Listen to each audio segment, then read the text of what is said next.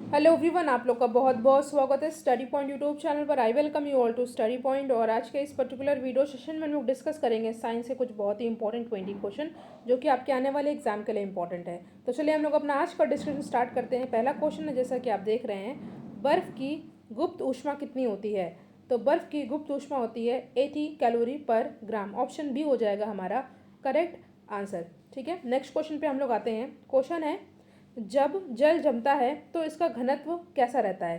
तो देखिए, 4 degree Celsius पर जल का आयतन न्यूनतम तथा घनत्व अधिकतम होता है। जैसे जैसे तापमान 4 डिग्री से नीचे की ओर जाता है, जल का घनत्व भी घटने लगता है। ठीक है, तो यहाँ पे हमारा ऑप्शन सी हो जाएगा, घटता है। ठीक है, जब जल जमता है तो इसका घनत्व घटता है, तो ऑप्शन सी हो जाएगा हमारा सही आंसर। अगला क्वेश्चन है, डायनामाइट का आविष्कार किसने किया था? आपके सामने 4 ऑप्शन है और इस क्वेश्चन करेक्ट आंसर हो जाएगा option number B, Alfred Nobel ने। ठीक है, एल्फ्रेड नोबेल एक प्रसिद्ध स्वीडिश वैज्ञानिक थे। ठीक है, स्वीडन के रहने वाले थे ये, और इन्होंने 1866 में डायनामाइट का आविष्कार किया था और 1867 ईस्वी में इनको इसका जो है पेटेंट ले लिया था। ठीक है, तो यहाँ पे ऑप्शन बी हो जाएगा हमारा करेक्ट आंसर। ठीक है, तो नेक्स्ट क्वेश्चन पे हम लोग आते हैं। क्वेश्चन है, हाइड्रोजन बम का आविष्कार किसने किया था? हाइड्रोजन बम का आविष्कार किया था किसने? एडवर्ड टेलर ने। ठीक है, एडवर्ड टेलर ने हाइड्रोजन बम का आविष्कार किया था। 1908 में हंगरी में जन्मे अमेरिकी वैज्ञानिक एडवर्ड टेलर को हाइड्रोजन बम के जनक अर्थात फादर ऑफ हाइड्रोजन बम कहा जाता है। ठीक है, 1952 में संयुक्त राज्य अमेरिका द्वारा प्रथम हाइड्रोजन बम का परीक्षण प्रशांत महासागर, ठीक है, पैसिफिक ओशियन में एक द्वीप है जिसका नाम है मार्शल द्वीप, वहाँ पर किया गया था। तो ऑप्शन डी हो जाएगा हमारा करेक्ट आंसर। देखिए, मैथ्स रीजनिंग साइंस की प्लेलिस्ट बनी हुई है, आप उन वीडियोस को देखिएगा और डिस्क्रिप्शन बॉक्स में साइंस के कुछ बहुत ही इंपॉर्टेंट वीडियोस का लिंक दिया हुआ है, तो आप उन वीडियोस को भी ज़रूर देखिएगा। नेक्स्ट क्वेश्चन है, किस वैज्ञानिक ने इलेक्ट्रोलिसिस के नियम दिए थे? इलेक्ट्रोलिसिस का नियम किसने दिया था? ये दिया था एम फैराडे ने। ठीक है, फैराडे ने विद्युत अपघटन के मात्रात्मक स्वरूप यानी कि क्वांटिटेटिव एस्पेक्ट का अध्ययन किया था। उन्होंने उन्होंने खोज की कि इलेक्ट्रोडों पर मुक्त पदार्थों की मात्रा तथा प्रक्रम में प्रभावित विद्युत धारा के मध्य निश्चित एक संबंध होता है। और 1834 ईस्वी में फैराडे ने कुछ नियम प्रतिपादित किया जिन्हें फैराडे का विद्युत अपघटन नियम यानी कि लॉ ऑफ इलेक्ट्रोलिसिस के नाम से जाना जाता है। तो यहाँ पे ऑप्शन डी हो जाएगा हमारा सही आंसर। हमारा अगला प्रश्न है आपके सामने, ट्रांसफार्मर की खोज किसने की थी? तो ट्रांसफार्मर की खोज की थी माइकल फैराडे ने। ठीक है, माइकल फैराडे ने ट्रांसफार्मर की खोज की थी। कब की थी ये? 1831 ईस्वी में की थी।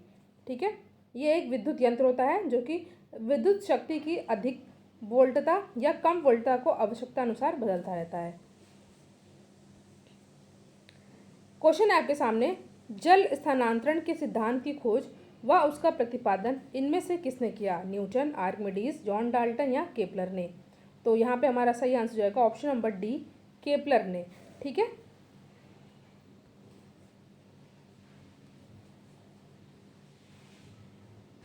अगला क्वेश्चन है आपके सामने, टूटकर गिरते हुए पिंडों के सिद्धांत की खोज किसने की थी? आर्किमिडीज, गैलीलियो, डार्विन या अल्बर्ट आइंस्टाइन ने? तो यहाँ पे ऑप्शन बी हो जाएगा हमारा करेक्ट आंसर, गैलीलियो ने। ठीक है, इटली के पीसा नामक शहर में 1564 ईस्वी में जन्मे गैलीलियो ने 4 शताब्दी पूर्व यूरोप में हुई वैज्ञानिक क्रांति के सूत्रधार थे। ठीक है, इनका बहुत इंपॉर्टेंट रोल था वैज्ञानिक क्रांति में। उन्होंने त्वरण की संकल्पना की। पिंडों के अनाथ समतलों पर गति अथवा मुक्त रूप से गिरते पिंडों की गतियों के प्रयोग द्वारा उन्होंने अरस्तु की अवधारणा कि किसी पिंड के गतिमान रखने के लिए किसी बल की आवश्यकता होती है तथा भारी पिंड हल्के पिंड को तुलना में गुरुत्व बल के प्रभाव में तीव्र गति से गिरते हैं, इसका जो है उन्होंने खंडन कर दिया। तो इतना आपको जानने की जरूरत नहीं है, फिलहाल आपको बस याद कर लेना है कि टूट कर गिरते हुए पिंडों के सिद्धांत की खोज किसने की थी? ये की थी गैलीलियो ने। ऑप्शन बी हो जाएगा हमारा करेक्ट आंसर। याद कर लिया रखिएगा, इनका जन्म हुआ था इटली के पीसा नामक शहर में 1564 ईस्वी में।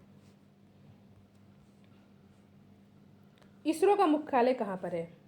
भारतीय अंतरिक्ष अनुसंधान संगठन यानी कि इसरो भारत का राष्ट्रीय अंतरिक्ष संस्थान है जिसका मुख्यालय कर्नाटक प्रांत की राजधानी बेंगलोर में स्थित है। ठीक है, कर्नाटक की राजधानी बेंगलोर में स्थित है। तो ऑप्शन बी हो जाएगा हमारा करेक्ट आंसर। देखिए, इसरो को शांति, निःशस्त्रीकरण और विकास के लिए वर्ष 2014 का इंदिरा गांधी पुरस्कार से सम्मानित भी किया गया था। ठीक है, तो ऑप्शन बी है हमारा सही आंसर। बार्ग कहाँ पर स्थित है? कल मैंने इस क्वेश्चन को आपसे डिस्कस किया था, इसका आंसर आपको कमेंट सेक्शन में देना है। बार्ग, इसका फुल फॉर्म मैं बता देती हूँ, भाभा एटॉमिक रिसर्च सेंटर। ठीक है, भाभा परमाणु अनुसंधान केंद्र।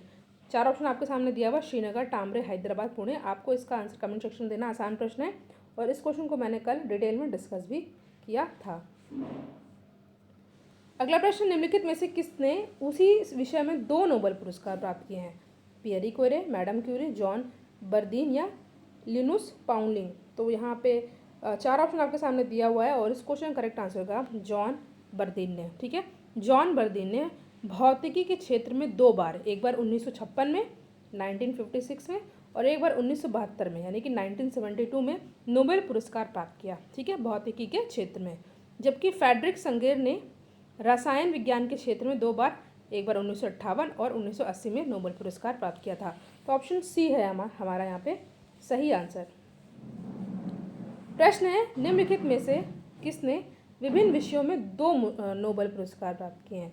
ठीक है, यहाँ पे दिया हुआ है कि विभिन्न विषयों में। ठीक है, पहले जो क्वेश्चन में डिस्कस किया वो सेम सब्जेक्ट के लिए था, यहाँ पे अलग अलग सब्जेक्ट की बात हो रही है। आपके सामने 4 ऑप्शन है, madam Curie, Frederick Sanger, Pierre Curie या जॉन बर्दीन। तो यहाँ पे हमारा सही आंसर हो जाएगा मैडम क्यूरी, यानी ऑप्शन ए हो जाएगा हमारा सही आंसर। कुछ फैक्ट जान लीजिए आप। देखिए, मैडम क्यूरी ने विज्ञान की 2 शाखाओं में नोबेल प्राप्त किया था। मैडम क्यूरी ने 1903 यानी कि 1903 में भौतिकी विज्ञान के लिए और 1911 में रसायन विज्ञान के क्षेत्र में नोबेल पुरस्कार प्रदान किए गए थे इनको। ठीक है, नाम है मैडम क्यूरी। ये क्वेश्चन इंपॉर्टेंट है, एग्जाम में पूछा जाता है, मोस्ट इंपॉर्टेंट क्वेश्चन है आज के वीडियो का। नेक्स्ट क्वेश्चन, टेप रिकॉर्डर में टेप की चाल कितनी होती है? आपके सामने 4 ऑप्शन दिया हुआ है और इस क्वेश्चन का करेक्ट आंसर रहेगा हमारा ऑप्शन नंबर बी, यानी कि 4.76 सेंटीमीटर पर सेकेंड। ठीक है, ऑप्शन बी है हमारा सही आंसर।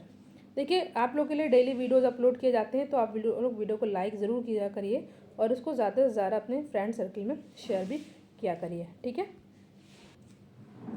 नेक्स्ट क्वेश्चन पे हम लोग आते हैं। क्वेश्चन है, स्टीफन हॉकिंग एक कौन थे ये?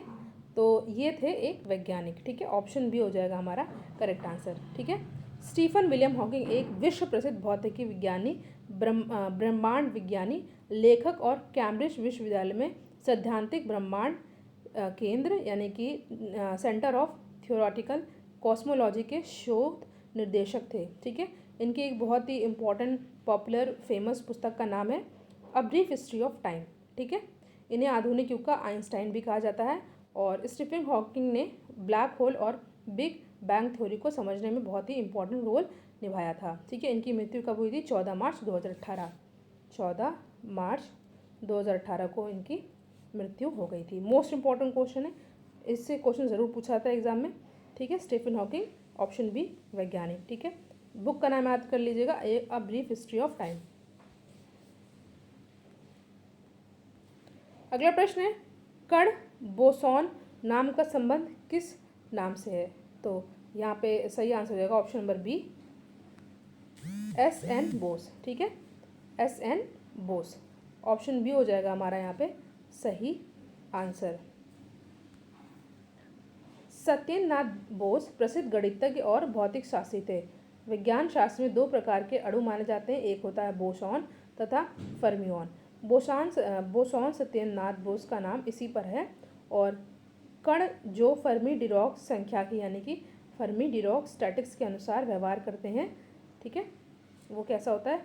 1:2, 3:2 ऐसे होते हैं। ठीक है,